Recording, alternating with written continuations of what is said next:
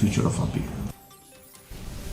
The Hinyotrap Youth Council HYC has advocated for the elevation of Umsong Health Sub-Centre to the status of a primary health centre.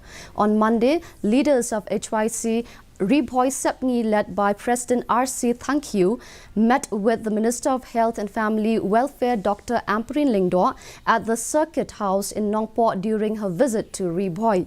Thank You stated that the meeting with the Health Minister was productive and she assured them of addressing their concerns by taking up the matter with the state government. He expressed gratitude to the Health Minister for her assurance, stating that HYC anticipates the realization of their request.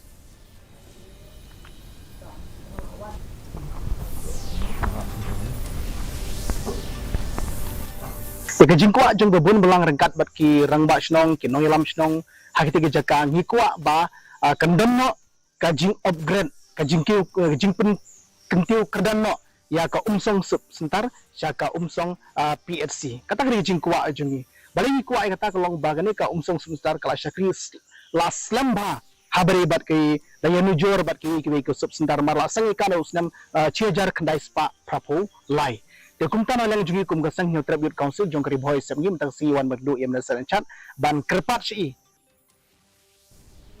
The newly